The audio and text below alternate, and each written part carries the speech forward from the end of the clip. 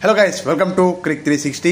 2 రోజుల పాటు జరిగిన మెగా ఆక్షన్ అయితే కంప్లీట్ అయిపోయింది. అందులో భాగంగా మెగా ఆక్షన్ ఒక ఎత్తు అయితే ఈసారి ఆర్సీబీ వాళ్ళు ఆక్షన్లో చేసిన మూవ్స్ ఇంకొక ఎత్తు. చివరికైతే వాళ్ళైతే ఎట్టకేలకైతే ఒక మంచి టీంని అయితే పిక్ చేసినప్పటికీ వాళ్ళు ఈసారి ఫ్యాన్స్ పల్స్ పట్టుకోవడంలో కాస్త విఫలమయ్యారని చెప్పాలి. ఖచ్చితంగా ఫ్యాన్స్ ఎవరినైతే ఎక్స్పెక్ట్ చేశారో వాళ్ళనైతే తీసుకోకున్నట్టు కాస్త హార్ట్ బ్రేక్ అయితే గురి చేశారని చెప్పుకోవచ్చు.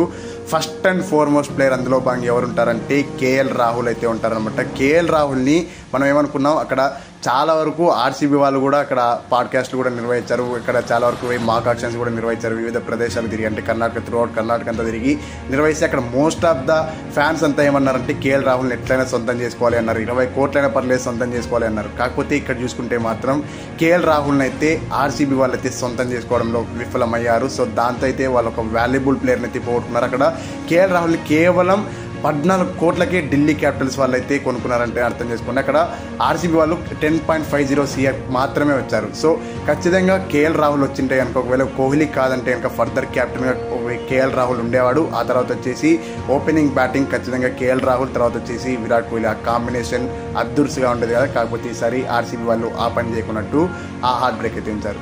ఇంకా సెకండ్ వచ్చేసి నిన్ననే యుజ్వేంద్ర చాహల్. ఇదైతే కాస్త హార్ట్ బ్రేక్ కాకపోయినప్పటికీ ఓ విధంగా హార్ట్ బ్రేక్ అని చెప్పొచ్చు. ఎందుకు అలా అంటున్నా అంటే యుజ్వేంద్ర చాహల్ని కూడా మోస్ట్ ఆఫ్ ద ఫ్యాన్స్ అయితే పిక్ చేయాలి అని అయితే చెప్పారు కేఎల్ రాహుల్తో పాటు. కాకపోతే అది కూడా చేయలేకపోయారు. యాక్చువల్ అంటే వాళ్ళు ఒకసారి ఆక్షన్లో భాగంగా 14.75 crores దగ్గర ఉన్నప్పుడైతే అతని కోసం అయితే బిడ్ దాఖలు చేశారు. కాకపోతే ఆ తర్వాత అయితే వాళ్ళైతే ఏమాత్రం ఇంకా సైలెంట్ ఉండిపోయారు. అదొక్క బిడ్ మాత్రమే అతని కోసం దాఖలు చేశారు. ఆ తర్వాత సైలెంట్ ఉండిపోయారు. ఎందుకు సైలెంట్ ఉండిపోయారో అయితే మనకు అర్థం కాలేదు. బట్ నేనన్నడం ఏంటంటే, ఒకవేళ పంజాబ్ కింగ్స్ వాళ్ళు అప్పటికే చాలా డబ్బులు ఖర్చు పెట్టేసి ఉన్నారు కాబట్టి ఎవరి కోసం శ్రేయస్ అయ్యర్ కోసం దగ్గర 27 కోట్ల దాకా అయితే ఖర్చు పెట్టారు కదా. 26.75 లక్షలు అయితే ఖర్చు పెట్టేశారు. కాబట్టి ఖచ్చితంగా ఒకవేళ యుజ్వేంద్ర చాహల్ కోసం ఆర్సీబీ వాళ్ళు కనుక ఒకవేళ 16 to 16.5 crores దాకా వెళ్ళింటే కనుక అప్పుడు ఆర్సీబీ వాళ్ళ కోసం ఇక్కడ పంజాబ్ కింగ్స్ వాళ్ళు వదిలేసేవాళ్ళ. ఎందుకంటే సైకలాజికల్ ఫ్యాక్టర్ ఖచ్చితంగా ప్లేలోకి వస్తుంది. ఎందుకంటే ఇప్పటికే మేము ఎక్కువ డబ్బులు ఖర్చు పెట్టేసాం. ఆర్సీబీ వాళ్ళకి వచ్చేసి ఎట్లా తిరిగి ఒక ప్లేయర్ అయితే మంచి స్పిన్నర్ అయితే కావాలి, సో వాళ్ళు ఎంత దాకైనా వస్తారేమో అన్నట్టు అక్కడ వాళ్ళు వదిలేసేవాళ్ళేమో. బట్ అక్కడ ఆర్సీబీ వాళ్ళు ఫెయిల్ అయిపోయారు చాహల్ని తీసుకోవడంలో. ఇంకా లాస్ట్ వచ్చేసి ఈరోజు చాలా మంది ఫ్యాన్స్ నుంచి కూడా నేనైతే ఆ లైవ్లో కూడా చూశాను కదా, మేము ఆర్టీఎం యూజ్ చేసి 6-7 crores అయినా పర్లేదు విల్ జాక్స్ తీసుకుంటామన్నారు. కాకపోతే ఇక్కడైతే కేవలం 5.25 CR దగ్గర అయితే ముంబై ఇండియన్స్ వాళ్ళైతే తీసుకున్నారు. అక్కడ ఆర్టీఎం అవైల్ చేస్తారంటే అప్పుడు కూడా వాళ్ళైతే నో అని చెప్పారు. ఇక్కడ ఏమన్నా ప్రీ అగ్రిమెంట్ అయిందా బిట్వీన్ ముంబై ఇండియన్స్ ఆర్సీబీ అంటే ఇక్కడ మనం అవుననే చెప్పచ్చు. ఎందుకు ప్రీ అగ్రిమెంట్ జరిగిండొచ్చు అంటున్నామంటే, అక్కడ టిమ్ డేవిడ్ని ఆర్సీబీ వాళ్ళు పర్చేస్ చేసే టైంకి లివింగ్స్టన్ తప్ప వాళ్ళకైతే డౌన్ ద ఆర్డర్ ఆ ఫినిషింగ్ టచ్ ఇచ్చే ఫైర్ పవర్ అయితే లేదు.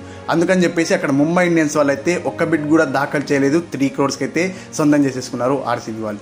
వేరే ఇక్కడ చూసుకుంటే కనుక విల్ జాక్స్ విషయానికి వచ్చేస్తే ఆర్సీబీ వాళ్ళు ఒక్క బిడ్ కూడా దాఖలు చేయలేదు. ఇక్కడ రోహిత్ శర్మ, సూర్యకుమార్ యాదవ్తో పాటు టాప్ ఆర్డర్లో ఎస్పెషల్లీ ఓపెన్ చేయడానికి ఒక ఫైర్ పవర్ ఉన్న ప్రామిసింగ్ బ్యాటర్ అయితే లేడు. సో అట్లాంటి టైంలో ఆర్సీబీ వాళ్ళు బిడ్ దాఖలు చేయకపోగా ఆర్టీఎం ఏమైనా అవైల్ చేస్తారన్న టైంలో అక్కడ ఆర్టీఎం కూడా అవైల్ చేయలేదు. సో ఆర్టీఎం అవైల్ చేయకపోయిన తర్వాత వెంటనే వచ్చేసి అక్కడ ఆకాశ్ అంబానీ గారు వచ్చి షేక్ హ్యాండ్ ఇచ్చారు ఆర్సీబీ టీమ్ మేనేజ్మెంట్ అందరికీ. సో ఇట్లేమన్నా ప్రీ అగ్రిమెంట్ జరిగి ఉంటుందంటారా?